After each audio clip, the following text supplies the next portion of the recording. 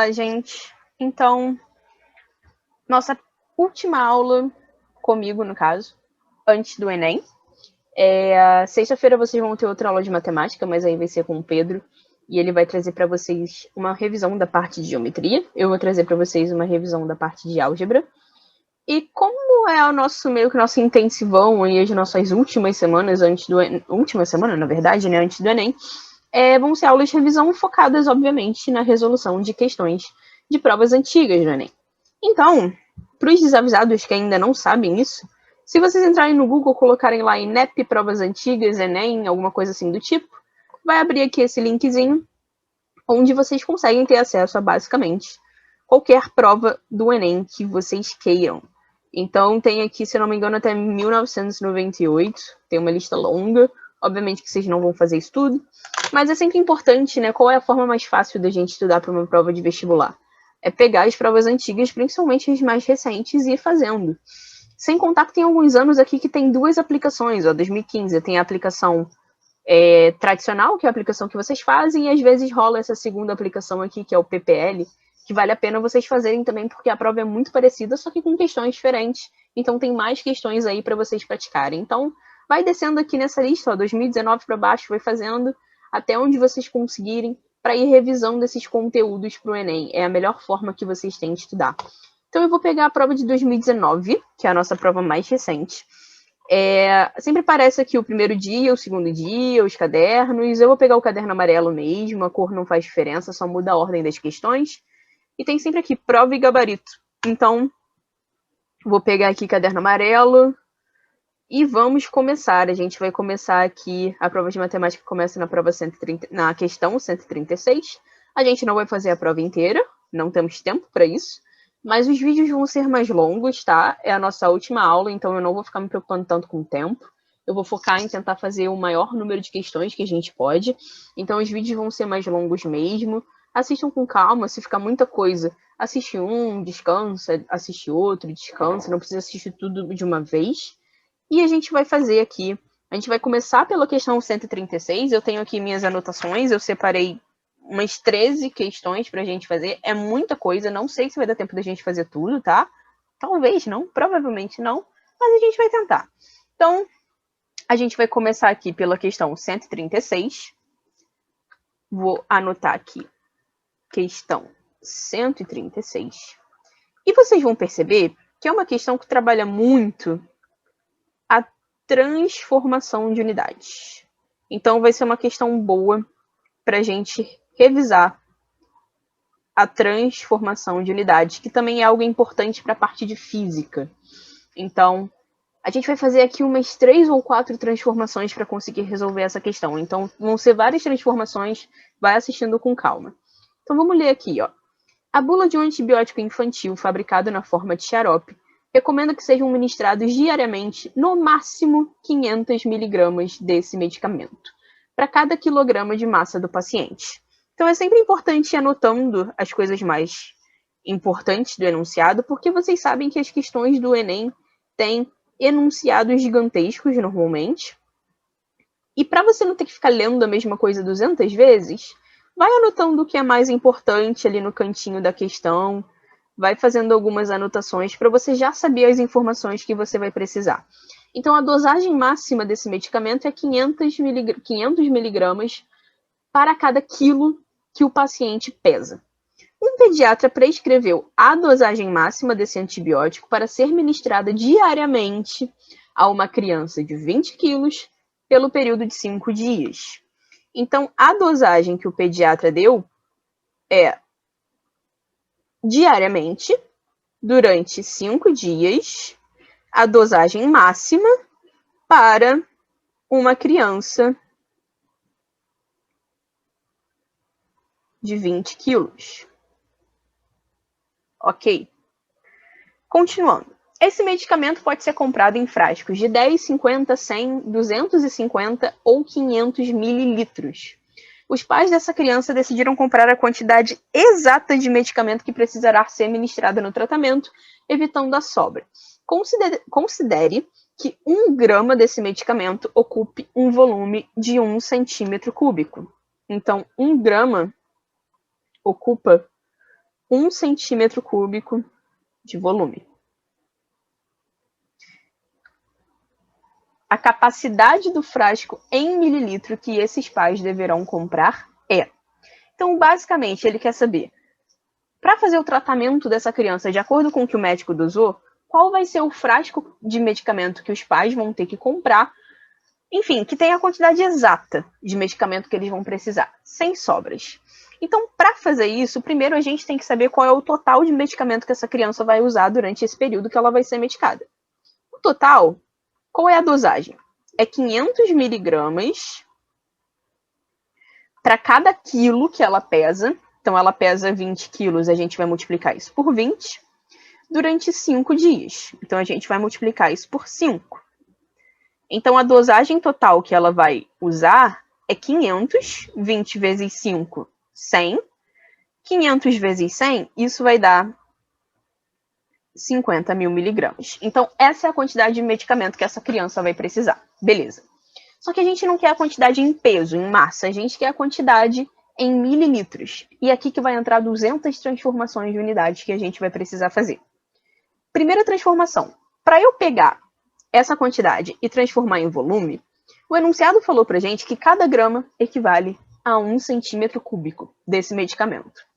Então, eu vou ter que transformar essa medida em miligramas para gramas, para eu poder fazer essa equivalência aqui. Então, nosso primeiro passo.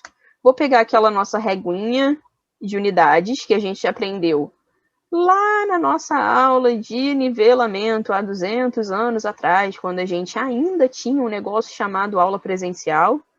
Para quem foi lá no FRJT aula, a gente falou sobre isso daqui. Como que a gente usa essa reguinha? Eu estou em miligramas, eu quero transformar para gramas, então eu vou andar 3 casas para a esquerda. Ok. Cada casa que eu ando para a esquerda, eu divido por 10. Cada casa que eu ando para a direita, eu multiplico por 10. Então, eu vou dividir por 10 3 vezes. Dividir por 10 3 vezes para fazer essa transformação é a mesma coisa que dividir por 1000. 10, 10, 10 tem 3 zeros, 1000 tem 3 zeros.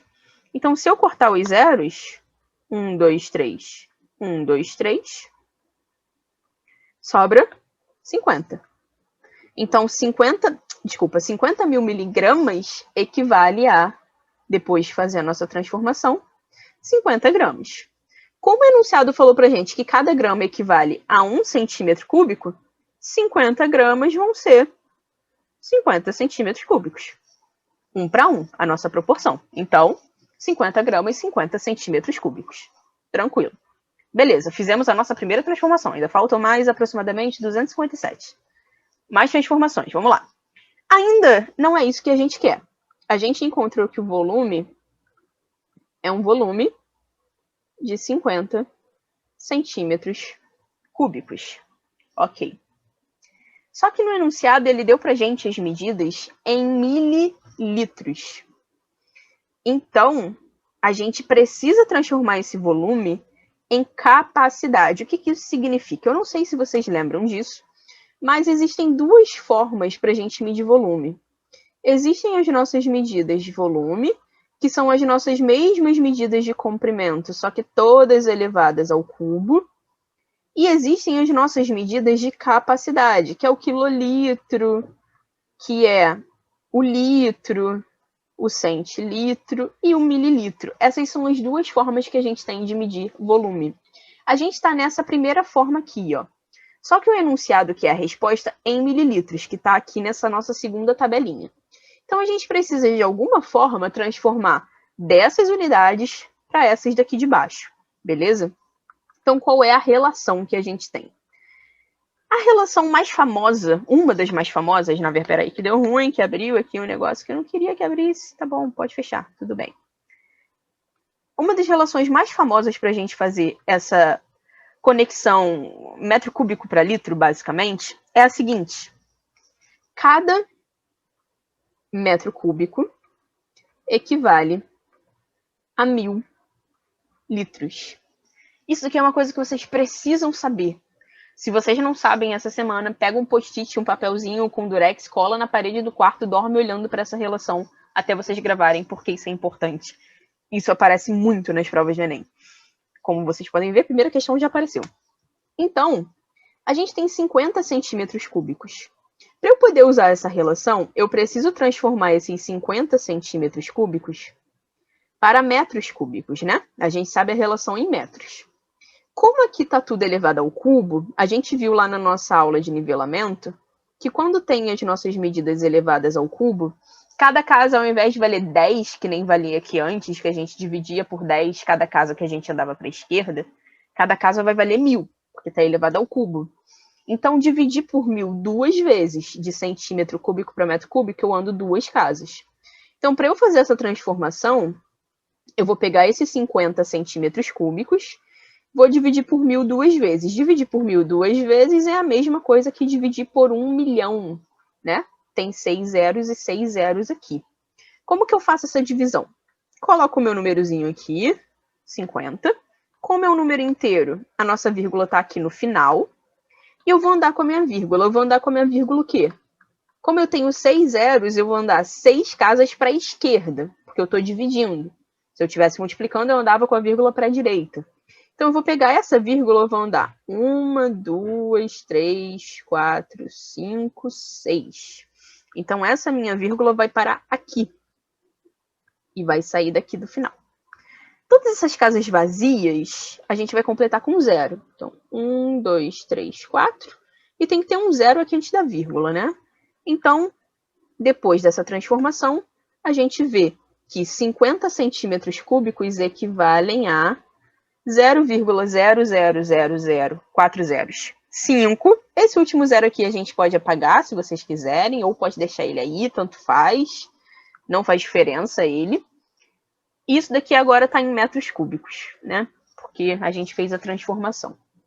Centímetro cúbico para metro cúbico. O que a gente sabe? Que cada metro cúbico tem 1000 litros. Então, essa quantidadezinha aqui, para eu saber ela em litros, é só eu multiplicar por 1000. Já que cada metro cúbico tem 1000 litros, então essa quantidade aqui de metros cúbicos vai ter isso vezes 1000. Multiplicar por 1000 significa andar com a vírgula agora para a direita, né? Se eu multiplico por 1000, eu ando com a vírgula para a direita. Quantos zeros eu tenho aqui? 3. Então, ando 1, 2, 3 casas. A vírgula que estava aqui, ela vai parar aqui. Então, essa vírgula aqui some. E o que a gente tem é, esses zeros aqui a gente pode apagar, 0,05. É o que sobra quando eu faço essa multiplicação. Então, isso equivale a 0,05 litros. Aí você pode falar, não, agora acabou. Ainda não, porque a gente quer a resposta em mililitros. Então, eu preciso pegar aquela nossa tabelinha de capacidade, quilolitro, hectolitro, decalitro, litro, decilitro, centilitro, mililitro, e fazer a nossa última transformação. A gente está em litro, a gente quer passar para mililitro. Como não tem nada ao cubo, nada ao quadrado, cada casa vale 10. Então, eu vou pegar aquele 0,05 litros que a gente achou e eu vou multiplicar ele por 1000. 3 zeros. Então, eu vou andar com a minha casa, com a minha vírgula, desculpa, 3 casas para a direita. Significa 1, 2, 3. A nossa vírgula vem aqui para o final. E o que está vazio eu completo com 0. Então, esses números aqui antes, a vírgula some. Então, esses zeros aqui eu posso apagar. Vai sobrar 50. Então, a capacidade que eles precisam comprar é o frasco de 50 mililitros, que é exatamente a quantidade de medicamento que essa criança vai precisar. Não é uma questão exatamente difícil, é uma questão que só usa transformação de unidades. Só tem que saber fazer essas transformações. Se não souber, vai dar ruim. Vai dar ruim em matemática, vai dar ruim em física. Então, assim, pratiquem bastante essas transformações para quem ainda está com dúvida nisso. A gente fez aqui umas 3 ou 4 transformações em unidades diferentes. A gente fez transformação de massa aqui, primeiro, depois a gente fez transformação de volume. Aí a gente passou de metro cúbico para litro, que isso daqui é uma relação muito importante. Depois a gente fez transformação de capacidade, que é trabalhar aqui na reguinha dos litros. Então, essa questão é uma questão só de transformação de unidade, basicamente, mas é uma questão importante. Então, resposta letra B é o frasco de 50 mililitros, é uma questão longa. Então, se alguém se perdeu aí no meio do caminho, para um pouquinho, volta o vídeo e dá uma revisada nisso daí. Então, próxima questão vai ser a questão 143, é uma questão mais simples do que essa primeira que a gente pegou. Vamos ler o enunciado aqui. Um casal planejou uma viagem e definiu como teto para o gasto diário o valor de até R$1.000. Antes de decidir o destino da viagem, fizeram uma pesquisa sobre a taxa de câmbio vigente para as moedas de 5 países que desejavam visitar, e também sobre as estimativas de gasto diário em cada um, com o objetivo de escolher o destino que apresentasse o menor custo diário em real. O quadro mostra os resultados obtidos com a pesquisa realizada. Então, por exemplo, se eles fossem viajar para a França, eles provavelmente iam gastar ali mais ou menos 315 euros por mês, ó, a louca, por dia, gasto diário. E o euro nessa época, há muito tempo atrás, estava custando R$3,14, né? Hoje já está uns R$5, R$6, nem sei mais quanto já está. Mas enfim. É a mesma coisa. Estados Unidos, eles gastariam mais ou menos $390 por dia, e o dólar nesta época custava 2,78. E assim por diante. Então, tudo bem. O que a gente tem é gasto e o valor da moeda naquela época. Então, voltando aqui no nosso enunciado, na primeira parte da questão, a gente vê que o que eles querem? Eles querem que a viagem gaste, no máximo, R$1.000, não pode passar desse custo. Se passar disso, a gente descarta o país. Então, no máximo, R$1.000. E eles querem saber qual é a viagem que vai ter o menor custo, qual a viagem que vai ser a mais barata.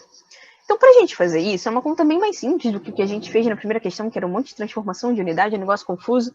Aqui, ó, França. 315 euros é o gasto previsto para cada dia. Então, na França, eles gastariam 315 euros. Só que o euro estava custando 3,14. Então, em reais, esse preço da viagem seria 315 vezes 3,14. Ou seja, R$989,1. Nos Estados Unidos, é só ir fazendo a multiplicação.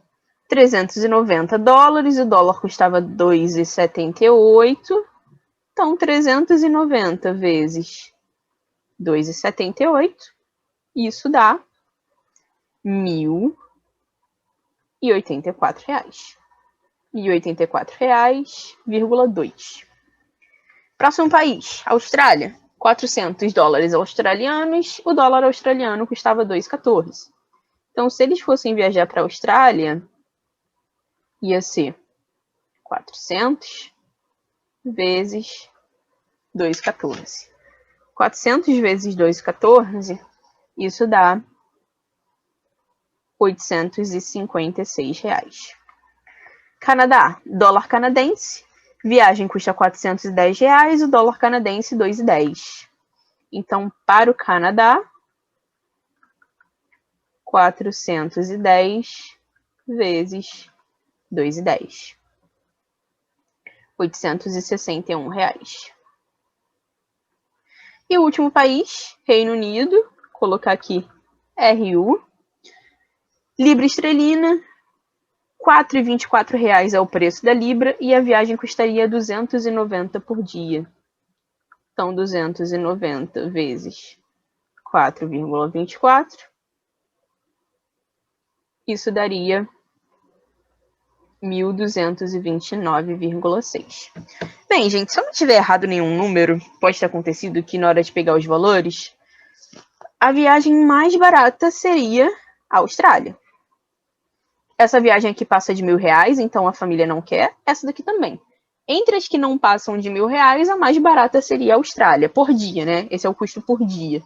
Então, a família escolheria a Austrália, que seria a resposta letra A. Então, como eu falei, uma questão bem mais tranquila, bem mais leve do que a questão que a gente fez anteriormente. Então, questão 143 da prova de 2019 está aí para vocês. Agora, a gente também vai para uma questão que é um pouco mais tranquila, que é a questão 147. Questão 147. Tá aqui, ó. O que ela fala? Os exercícios físicos são recomendados para o bom funcionamento do organismo, pois aceleram o metabolismo e, em consequência, elevam o consumo de calorias. No gráfico estão registrados os valores calóricos em quilocal gastos em 5 diferentes atividades físicas em função do tempo dedicado a essas atividades, contado em minuto. Então, segundo esse gráfico aqui, o que a gente tem? Que a atividade 1, ela gasta 20 quilocalorias em 10 minutos de atividade. A atividade 2, ela gasta 100 calorias em 15 minutos de atividade. E assim por diante. Ele quer saber qual atividade proporciona o maior consumo de quilocalorias em 1 minuto. Então, é uma questão que a gente vai fazer o seguinte. Começar aqui pela atividade 1. A atividade 1, ela gasta 20 quilocalorias em 10 minutos. Para eu saber o consumo em 1 minuto, é só fazer a divisão. Vai ser 2 quilocalorias. Vocês também podem fazer uma regra de 3. Ó. Se eu gasto 20 quilocalorias em 10 minutos, quantas eu gasto em 1 minuto? Se a gente faz aquela multiplicação cruzada, vai ficar 10 vezes x igual a 20 vezes 1. 10 vezes x, 20 vezes 1. A gente vai chegar aqui no mesmo lugar. 20 dividido por 10. Então, dá para fazer dessas duas formas, as duas vão dar a mesma coisa, vocês podem seguir o caminho que vocês preferirem. E aí, a mesma coisa, a gente vai fazer essa mesma conta para todas as atividades. Então, a 2 gasta 100 quilocalorias em 15 minutos. Então, 100 dividido por 15, isso dá... Deixa eu abrir aqui minha ferramenta potente chamada calculadora. 6,67, mais ou menos, quilocalorias por minuto. A número 3. 120 quilocalorias em 20 minutos. Então, 120 quilocalorias em 20 minutos. Isso dá 6 quilocalorias por minuto. A 4, 100 quilocalorias em 25 minutos.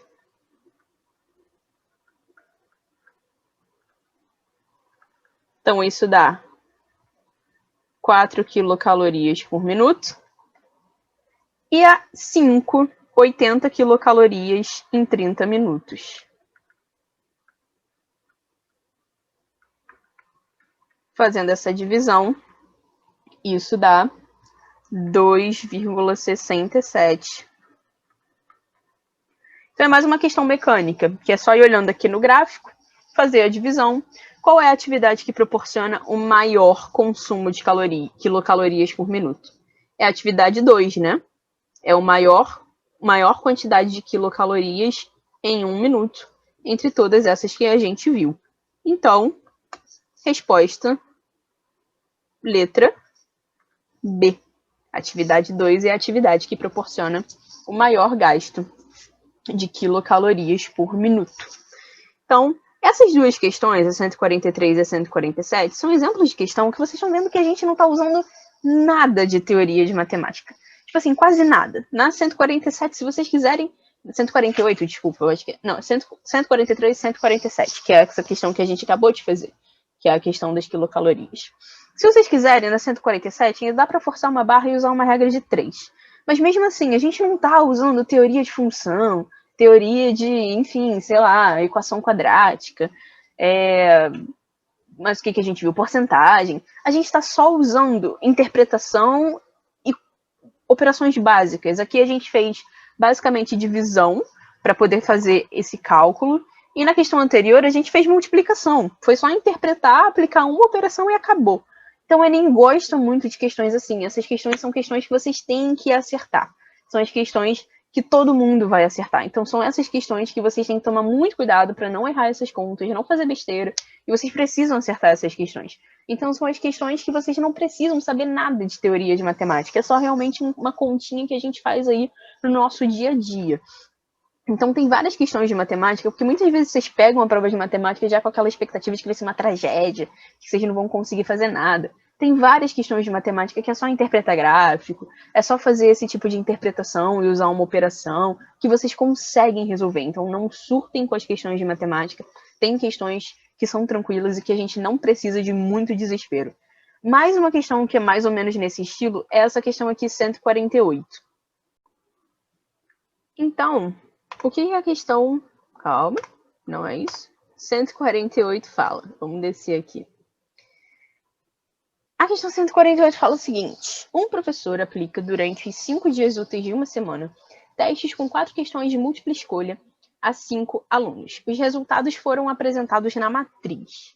Aí entra essa palavra, matriz. Matriz é um conteúdo de matemática, para quem nunca ouviu falar, e é um conteúdo que não deu tempo da gente falar aí no nosso período de aulas normais, digamos assim, nossas aulas regulares. Só que assim, matriz é uma tabela. Tem várias regras, várias características, a gente consegue fazer operações com matrizes, mas normalmente quando o Enem cobra matriz, ele cobra a parte mais simples, que é só você entender a matriz como uma tabela. Então, quando ele dá essa matriz aqui pra gente, o que ele está dando é uma tabela. E o que ele fala? Nessa matriz, os elementos das linhas de 1 a 5 representam as quantidades de questões acertadas pelos alunos. Ana, Bruno, Carlos, Denis e Érica. Então, as linhas dessa matriz representam as quantidades de questões acertadas por cada aluno. Então, a primeira linha são as questões acertadas pela Ana, a segunda pelo Bruno, terceira pelo Carlos, quarta pelo Denis e 5 pela Érica. Esse meu D aqui, ele tá ilegível. Deixa eu... Pronto, Denis.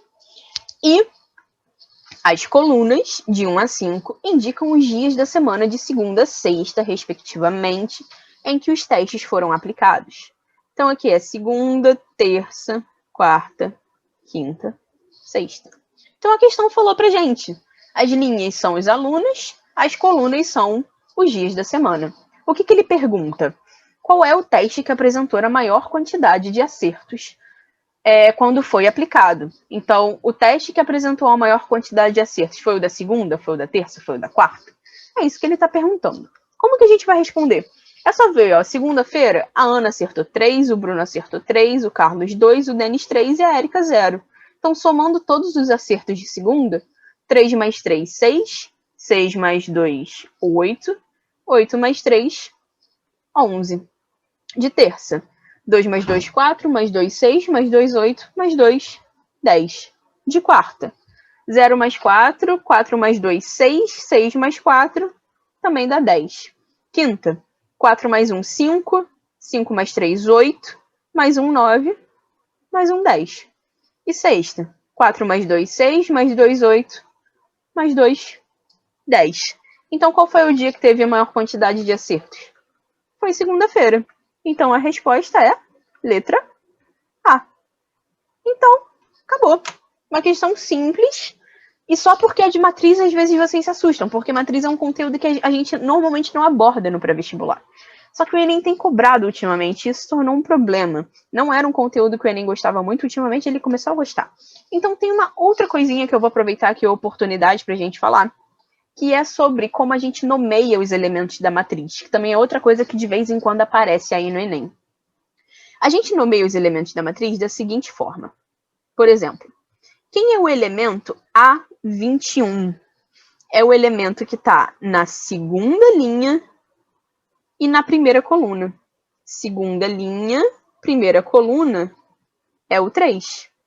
Quem é o elemento A54? É o elemento que está na linha 5 e na coluna 4. Linha 5, coluna 4. Quem é o elemento que está no A32? linha 3, coluna 2.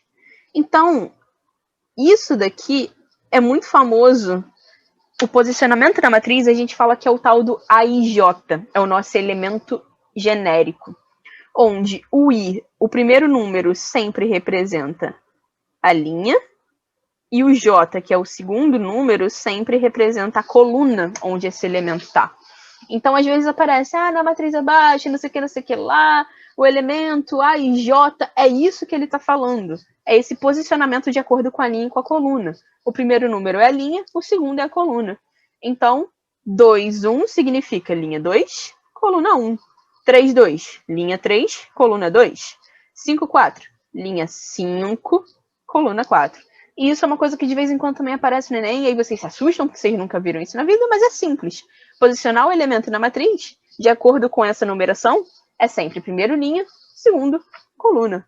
E é isso que a gente tem para falar sobre essa questão. Não vou me estender muito, porque esse vídeo já deve estar ficando gigante. Então, parte de matriz pode aparecer. Sempre tenho em mente, matriz é uma tabela, não tem nada demais. A gente consegue fazer somas, multiplicações, tem processos de cálculo de matriz inversa, determinante. Quem quiser estudar essas coisas, dá uma pesquisada na internet, vocês vão conseguir achar esses cálculos, mas o Enem normalmente cobra a parte mais básica de matriz, que é esse posicionamento da tabela, essas nomenclaturas, a ideia da matriz como tabela, mas se vocês quiserem entrar nesses outros assuntos, vocês conseguem encontrar videoaulas e vários materiais sobre matriz. Então, é isso, gente. Vou interromper aqui e a gente se vê na próxima parte, no próximo vídeo.